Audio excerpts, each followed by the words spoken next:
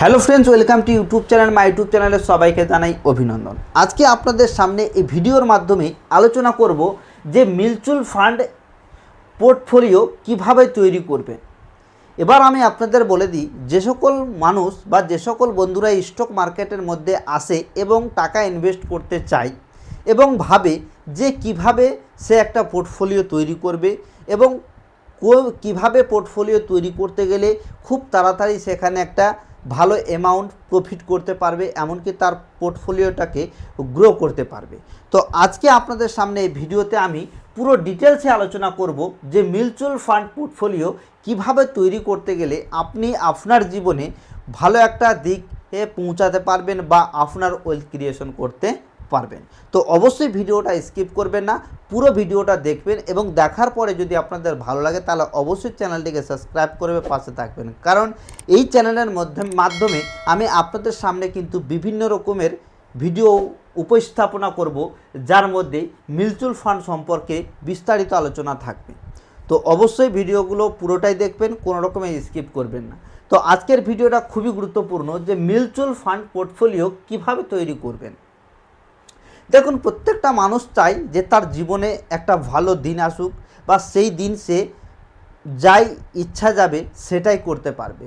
তো সেটা করার জন্য অবশ্যই আপনাকে বেশ কিছুদিন সময় দিতে হবে এবং আপনাকে সিস্টেমেটিক ইনভেস্টিং প্ল্যানের মধ্যে চলতে হবে, যাকে আমরা বলে থাকি এসআইপি। এসআইপি মানে হচ্ছে সিস্টেমেটিক ইনভেস্টিং প্ল্যান। যে সিস্টেমের মধ্যে আপনি যদি ডিসিপ্লিন মেনে একটা নির্দিষ্ট পরিমাণে অ্যামাউন্ট কোনো জায়গায় ইনভেস্ট করেন, সেক্ষেত্রে আপনি কিন্তু লং টার্মের জন্য খুব ভালো একটা প্রফিট জেনারেট করতে পারবেন, এমনকি আপনার ওয়েলথ ক্রিয়েশন করতে পারবেন। তো মানুষ অনেকেই ভাবে যে কিভাবে আমি মিউচুয়াল ফান্ডের মধ্যে পোর্টফোলিওকে তৈরি করব। তো আজকে আমি আপনাদের সামনে বলছি যে মিউচুয়াল ফান্ডে আমরা কি করে থাকি। মিউচুয়াল ফান্ডে আমরা এসআইপি করি, লামসাম করি। এই দুই ধরনের কিন্তু কাজ হয়ে থাকে। এক এসআইপি, দ্বিতীয় হচ্ছে লামসাম, অর্থাৎ যাকে আমরা ফিক্সড ডিপোজিট মনে করি। তো লামসাম বলতে বোঝায় যে মার্কেটে আপনি আপনার যত টাকা আছে একবারে ইনভেস্ট করলেন, আর এসআইপি বলতে বোঝায় যে আপনি প্রত্যেক মাসে আপনার যতটা প্রয়োজন বা আপনি যতটা পারবেন সেই সিস্টেমের মধ্যে আপনাকে ইনভেস্ট করতে হবে, সেটা হচ্ছে এসআইপি। তো এসআইপি করতে গেলে আমাদের প্রত্যেক মাসে একটা নির্দিষ্ট পরিমাণ টাকা জমা করতে হয়। কার মধ্যে জমা করব? অনেকেই প্রশ্ন করতে পারেন যে কোথায় টাকা ইনভেস্ট করবে। দেখুন, মার্কেটের মধ্যে বিভিন্ন রকমের ফান্ড রয়েছে। মিউচুয়াল ফান্ডের মধ্যে বিভিন্ন রকমের ক্যাটাগরি রয়েছে। তার মধ্যে যে সকল বেশি প্রচলিত বা যে সকল জায়গাতে মানুষ বেশি টাকা ইনভেস্ট করে, তার মধ্যে হচ্ছে এক নম্বর লার্জ ক্যাপ কোম্পানি, অর্থাৎ যে সকল কোম্পানি বড় আছে, ঠিক আছে, সে সকল কোম্পানির মধ্যে টাকাকে ইনভেস্ট করে থাকে। দ্বিতীয় মিড ক্যাপ কোম্পানি, যে সকল কোম্পানি লার্জ ক্যাপ থেকে একটু ছোট এবং স্মল ক্যাপ থেকে বড়, তাদের বলা হয় মিড ক্যাপ কোম্পানি। এবং স্মল ক্যাপ কোম্পানি বলতে বোঝায় যে সকল কোম্পানি নতুন বা যাদের মার্কেট ক্যাপিটাল ছোট ও কম, তাদেরকে বলা হয় স্মল ক্যাপ, অর্থাৎ ছোট ছোট কোম্পানি, যারা ভবিষ্যতে অনেকেই কিন্তু এই লার্জ ক্যাপ বা মিড ক্যাপের মধ্যে পৌঁছাতে পারে। তো আজকের ভিডিওটার মূল বিষয়বস্তু যেহেতু হচ্ছে যে মিউচুয়াল ফান্ড পোর্টফোলিও কিভাবে তৈরি করবেন। দেখুন, এখানেও কিন্তু দুই ধরনের কাজ হয়ে থাকে। যে সকল বন্ধুরা ভাবে যে আমি মার্কেটের মধ্যে 5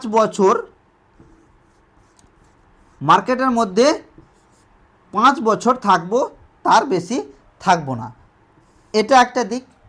আর কোনো ব্যক্তি ভাবে যে মার্কেটে আমি 10 থেকে 20 বছর, এমনকি 30 বছর অবধি থাকবো, যার জন্য আমি এই জায়গাটাকে পছন্দ করলাম যে 10 থেকে 20 এবং 30 বছর পর্যন্ত যারা মার্কেটের মধ্যে টাকা ইনভেস্ট করতে চাইছেন, তারা কিন্তু ভবিষ্যৎ নিয়ে চিন্তা করে যে ভবিষ্যতে আমার যাতে একটা ওয়েলথ ক্রিয়েশন হয়, আমার কাছে একটা এমন পরিমাণে টাকা থাকে যে টাকা দিয়ে আমি আমার জীবনটাকে অতিবাহিত করব বা খুব ভালোভাবে থাকব।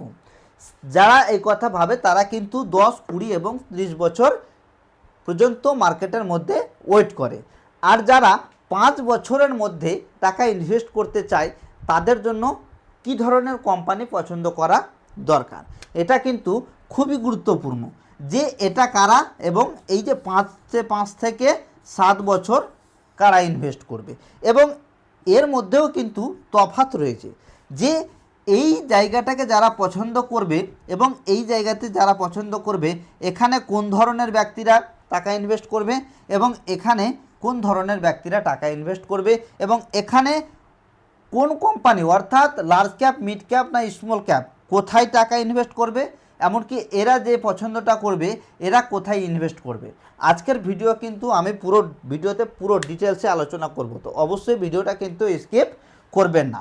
এক হচ্ছে 10, 20 এবং 30, যে সকল ব্যক্তিরা মার্কেটের মধ্যে লং টার্মের জন্য টাকা ইনভেস্ট করতে চাইছেন তারা কোথায় ইনভেস্ট করবেন এবং যারা 5 থেকে 7 বছর টাকাকে রাখবে তারপরে কিন্তু সে উইথড্রল করে নেবে, তাদের কোন জায়গাতে ইনভেস্ট করা উচিত এবং কিভাবে পোর্টফোলিও তৈরি করা দরকার। তো অবশ্যই ভিডিওটা স্কিপ করবেন না, কারণ আজকের ভিডিওটা দেখার পরে আপনারা হয়তো অনেক কিছু শিখতে পারবেন।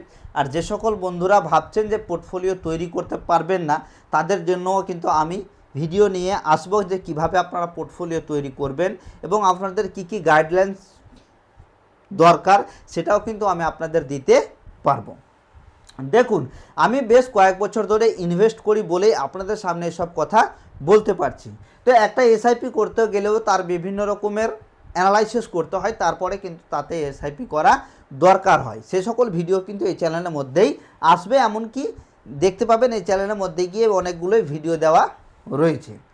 তো প্রথমে কি বললাম যে large cap company, mid cap company এবং স্মল ক্যাপ কোম্পানি। তো যে সকল বন্ধুরা স্টক মার্কেটের মধ্যে 5 থেকে 7 বছর টিকে থাকতে চাইছে বা 5 থেকে 7 বছর পরে সে একটা প্রফিট নিয়ে বেরিয়ে যাবে, তাদের কিভাবে এসআইপি করা দরকার বা কিভাবে ইনভেস্ট করা দরকার আমি আজকে আপনাদের সামনে এসআইপি নিয়ে বুঝিয়ে দিচ্ছি যে আমি 7 বছর এসআইপি বা 5 বছর এসআইপি চালাবো, তারপরে আমি উইথড্র করে নেব। তো আমাকে কোন ধরনের কোম্পানির মধ্যে টাকা ইনভেস্ট করতে হবে, অর্থাৎ কোন ক্যাটাগরিতে টাকা ইনভেস্ট করতে হবে। 5 থেকে 7 বছর আমি আপনাদের দেখাচ্ছি। দেখুন, 5 থেকে 7 বছর হচ্ছে স্টক মার্কেটের কাছে খুবই কম। অনেকেই বুঝাতে পারবেন বা বুঝতে পারবেন যে স্টক মার্কেটে 7 বছর বা 5 বছর তাদের কাছে কেন কম, যে মার্কেট দেখা গেল আপনি যে সময় টাকা ইনভেস্ট করছেন সে সময় মার্কেট ডাউন ট্রেন্ডে আছে। ধরুন যে ডাউন ট্রেন্ডে আছে, যদি মার্কেট ডাউন ট্রেন্ডে থাকে এবং মার্কেট ডাউন ট্রেন্ডে থাকতে গেলে 1 মাস বা 2 মাসের মধ্যে কিন্তু মার্কেট উপরে যাবে না, কারণ মার্কেট যখন পড়তে শুরু করে বা মার্কেট যখন নিচে নামতে শুরু করে তখন বড় বড় ইনভেস্টররা কি করে, তারা টাকা কিন্তু প্রফিট করে বেরিয়ে যায় বলে কিন্তু মার্কেট ধীরে ধীরে পড়তে অনেকটাই পড়ে যায়। তো সেই সকল ব্যক্তির জন্য কি ধরনের ক্যাটাগরিতে টাকা ইনভেস্ট করবেন, ধরুন যে আপনি প্রত্যেক মাসে 10,000 টাকা করে ইনভেস্ট করতে যাবেন, 10,000 করে। 10,000 টাকা যদি আপনি ইনভেস্ট করেন তো 5 থেকে 7 বছরের মধ্যে যদি আপনি প্রফিট করতে চান সেক্ষেত্রে আপনাকে যেটা পছন্দ করতে হবে, লার্জ ক্যাপের মধ্যে আপনাকে দিতে হবে 60% টাকা। ঠিক আছে, 60% টাকা আপনাকে দিতে হবে লার্জ ক্যাপের মধ্যে। লার্জ ক্যাপের মধ্যে টাকা ইনভেস্ট করতে গেলে কি হবে, যে আপনি যদি 7 বছর এখানে টিকে থাকেন বা 5 বছর টিকে থাকেন, এখানে কিন্তু এই লার্জ ক্যাপ কোম্পানিতে কিন্তু একটা খুব ভালো একটা রিটার্ন দেয় না, কিন্তু এখানে 12 থেকে 13%, এমনকি 10%, মিনিমাম 10% ইয়ারলি ইন্টারেস্ট কিন্তু আপনারা পেতেই থাকবেন। এর চেয়ে কিন্তু বেশি হবে, 10 থেকে 12, এমনকি 14%ও হতে পারে। যদি আপনারা 5 থেকে 7 বছর এই লার্জ ক্যাপের মধ্যে টাকা ইনভেস্ট করে থাকেন বা ইনভেস্ট করেন, সেক্ষেত্রে আপনার কিন্তু ওভারঅল মার্কেটের মধ্যে 10 থেকে 12%, এমনকি 14% পর্যন্ত রিটার্ন দিতে পারে, যার জন্য আপনার এই 10,000 টাকার মধ্যে 6,000 টাকা আপনাকে ইনভেস্ট করতে হবে এই লার্জ ক্যাপ কোম্পানির মধ্যে। এই লার্জ ক্যাপ কোম্পানির মধ্যে 60% টাকা আপনাকে দিতে হবে এবং বাঁচলো 100%-এর মধ্যে 60% যদি আমি লার্জ ক্যাপে দিই তো বাঁচলো 40%। 40%-এর মধ্যে আমাকে কি করতে হবে? 40%-এর মধ্যে আমি এখানে মিড ক্যাপের মধ্যে ইনভেস্ট করব 30%। এটা কি জন্য? যে মিড ক্যাপ কোম্পানি হচ্ছে স্মল ক্যাপ থেকে বড়, আর যখনই স্মল ক্যাপ থেকে কোম্পানি মিড ক্যাপে যায় তখনই কিন্তু খুব ভালো একটা জায়গাতে পৌঁছায়, যে এই মিড ক্যাপ কোম্পানিগুলা হাই লেভেলে চলে যাওয়ার সম্ভাবনা থাকে বা তারা কিন্তু লার্জ ক্যাপে পরিণত হওয়ার সম্ভাবনা থাকে। এর কারণ হচ্ছে যখনই স্মল ক্যাপ থেকে একটা কোম্পানি বেরিয়ে যাবে তখনই কিন্তু সে একটা খুব ভালো জায়গাতে অর্থাৎ পজিশনে পৌঁছাবে। ধরুন যে আপনি কোনো জায়গায় যাচ্ছেন একটা রাস্তা দিয়ে, ঠিক আছে, ধরুন আপনার স্থান হচ্ছে এইটা, ঠিক আছে, এবং আপনার শুরু হওয়ার স্থান হচ্ছে এইটা। লার্জ ক্যাপ কোম্পানির গল্প এবং মিড ক্যাপ এর মধ্যে হচ্ছে এটা আছে মিড ক্যাপ,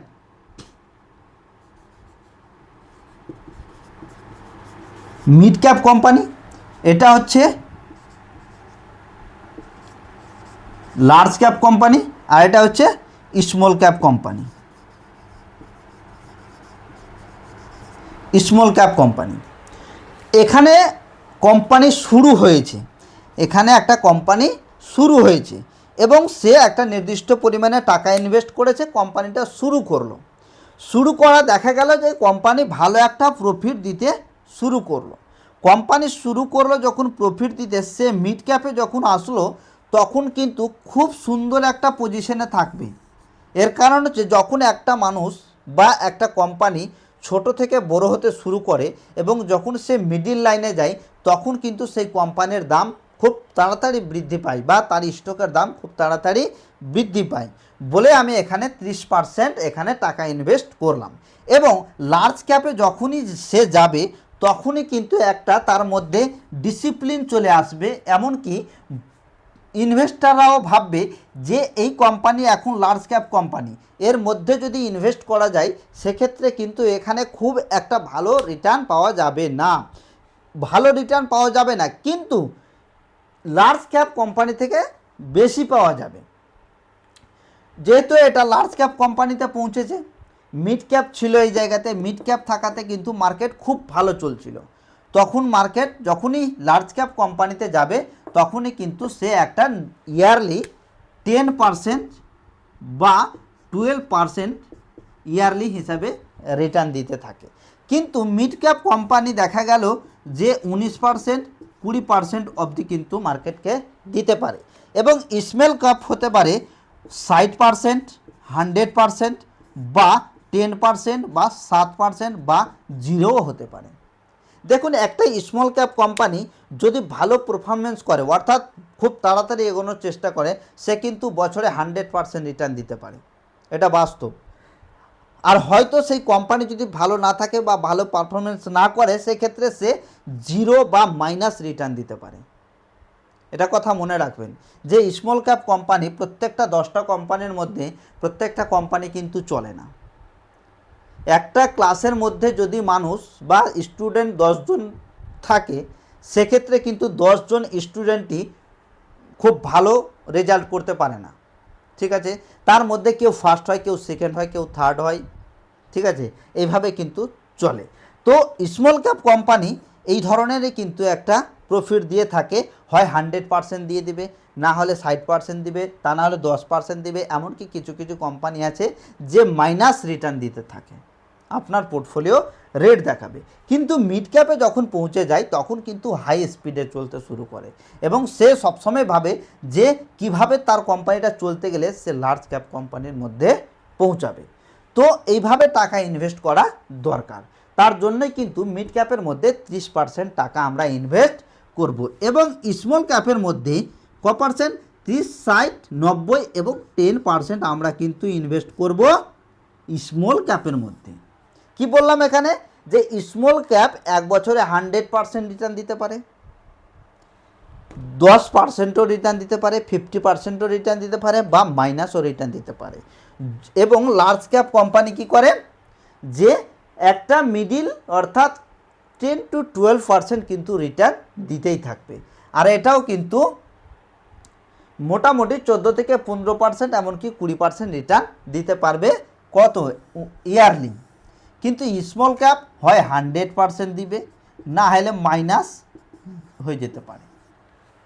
এইভাবে কিন্তু কোম্পানির মধ্যে টাকা ইনভেস্ট করতে হবে। যে সকল ব্যক্তিরা 5 থেকে 7 বছরের জন্য টাকা ইনভেস্ট করতে চাইছেন স্টকের মধ্যে বা স্টক মার্কেট মিউচুয়াল ফান্ডের মধ্যে, তাদের জন্য হচ্ছে এই ক্যাটাগরিটা। এবার বলে দিই যে সকল ব্যক্তিরা বা যে সকল মানুষ মিউচুয়াল ফান্ডের মধ্যে 20 থেকে 30 বছর ধরে টাকা ইনভেস্ট করতে চাইছেন, যে আপনি ভাবলেন যে আমি মার্কেটের মধ্যে 20 থেকে 30 বছর টাকা ইনভেস্ট করব, ঠিক আছে, 20 থেকে 30 বছর ধরে টাকা ইনভেস্ট করব। আপনি প্রতিজ্ঞা করেছেন যে আমি 20 থেকে 30 বছর এসআইপি চালাবো, সে যতই যেই হয়ে যাক না কেন, আমি লং টার্মের জন্য ইনভেস্ট করছি। তাদের জন্য কিন্তু এটা পুরোটাই আলাদা। দেখুন, স্মল ক্যাপ, মিড ক্যাপ এবং large cap. Large cap company কি করে, যে 5 থেকে 7 বছর বা 10 বছর সে কিন্তু 10 to 12% রিটার্ন দিয়ে থাকে। মিড ক্যাপ কোম্পানি 14 থেকে 20% রিটার্ন দিতে পারে। স্মল ক্যাপ কোম্পানি কোনো বছর হয়তো 100% দিতে পারে, কোনো বছর -10% দিতে পারে, কোনো বছর 50% দিতে পারে। তো এই কোম্পানি যেহেতু স্মল ক্যাপ মিউচুয়াল ফান্ডের মধ্যে, তো স্মল ক্যাপের মধ্যে কিন্তু সেই ধরনের কোম্পানিগুলো হোল্ডিং করা থাকে যে সকল কোম্পানি ভবিষ্যতে ভালো একটা পারফরমেন্স করবে, ঠিক আছে। তো এখানে যদি আপনি 10,000 টাকা একটা এসআইপি করতে যান, তো সেক্ষেত্রে পুরোপুরি আলাদা হয়ে যেতে পারে, বা পুরোপুরি আলাদা করতে পারেন যে স্মল ক্যাপের মধ্যে আপনি 50% টাকা ইনভেস্ট করতে পারেন, ঠিক আছে। মিড ক্যাপের মধ্যে আপনি 50%, মিড ক্যাপের মধ্যে আপনি 30% টাকা ইনভেস্ট করতে পারেন, এবং লার্জ ক্যাপের মধ্যে আপনি 10% টাকা ইনভেস্ট করতে পারেন। এর কারণ হতে আপনারা অনেকেই প্রশ্ন করতে পারেন যে এই মতো কোনো পোর্টফোলিও তৈরি হয় না। আমি বলছি তৈরি হয় না, কিন্তু মার্কেটে যদি আপনারা 20 বছর বা 25 বছর বা 30 বছরের পারফরমেন্স কোনো স্মল ক্যাপের মধ্যে দেখেন, সেক্ষেত্রে তারা কিন্তু ওভারঅল মার্কেটকে 20 থেকে 30% অবধিও রিটার্ন দিতে পারে, এমনকি মিনিমাম 18 থেকে 20% পর্যন্ত রিটার্ন দিতে পারে লং টার্মের জন্য। সেই জন্য লং টার্মে আমরা 50% টাকা স্মল ক্যাপের মধ্যে করব, মিড ক্যাপের মধ্যে 30% টাকা, এবং লার্জ ক্যাপের মধ্যে 10% টাকা। এটা বোঝানোর একটাই কারণ যে আমি 30 বছর, 20 থেকে 30 বছরের জন্য যখন আমি টাকা ইনভেস্ট করতে যাচ্ছি, তাহলে অবশ্যই স্মল ক্যাপের মধ্যে যারা আছে তারা কিন্তু ভালো রিটার্ন দিয়ে থাকবে, কারণ এই টাকাটা কিন্তু আমি অনেক দিন ধরে মার্কেটের মধ্যে ইনভেস্ট করব এবং থাকব। আমার কোনো দরকার নেই যে 5 থেকে 7 বছরের মধ্যে আমার টাকাটা দরকার। আমি লং টার্মে একটা ওয়েলথ ক্রিয়েশন করতে চাইছি, তার জন্যই এই ধরনের পোর্টফোলিও তৈরি করা দরকার। আর আপনি যদি ভাবেন যে আমি 5 থেকে 7 বছর থাকব, তাহলে এর আগে আমি যেটা আলোচনা করব সেই ধরনের পোর্টফোলিও তৈরি করবেন। তো কোথায় আপনারা ইনভেস্ট করবেন সেটা আপনাদের ব্যক্তিগত ব্যাপার, আপনারা রিসার্চ করতে পারেন, বা কোনো অভিজ্ঞ ব্যক্তির দ্বারা মতামত নেওয়ার পরে আপনারা ইনভেস্ট করবেন। আমার শুধু কাজ ছিল যে মিউচুয়াল ফান্ড পোর্টফোলিও কিভাবে তৈরি করতে গেলে শর্ট টার্ম এবং লং টার্মের জন্য কতটা প্রফিট দিতে পারে সেটা বোঝানো। আমি নিজেও কিন্তু এই ক্যাটাগরিটাই বা এই ফর্মুলাটাই ইউজ করে থাকি, বা ইউজ করছি, বা আমি বর্তমানে ইনভেস্ট করছি। যদি আপনারা রিকোয়েস্ট করেন বা কমেন্ট বক্সে কমেন্ট করে জানান, তাহলে আমি চেষ্টা করব আমার যা পোর্টফোলিও আছে সেটা আমি আপনাদের দেখানোর। তো বন্ধুরা, যদি আপনারা লং টার্মে যেতে চান তাহলে এই ফর্মুলাতে যেতে পারেন। যদি আপনারা শর্ট টার্মে যেতে চান বা রিস্ক নিতে না চান, সেক্ষেত্রে আপনারা কিন্তু এর আগের ফর্মুলাতে যেতে পারেন।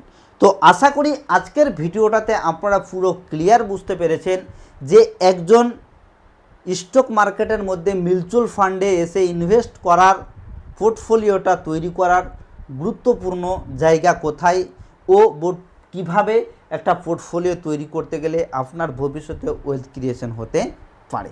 যদি ভিডিওটা দেখে ভালো লাগে তাহলে অবশ্যই চ্যানেলটিকে সাবস্ক্রাইব করবেন, ভিডিওটাকে লাইক এবং অন্যদের কাছে শেয়ার করে দিবেন। তো আজকের মতো ভিডিও এখানেই, পরবর্তী ভিডিওতে আবার দেখা হবে নতুন একটা ভিডিওর সঙ্গে। ততক্ষণের জন্য আপনারা ভালো থাকুন, সুস্থ থাকুন। Thank you.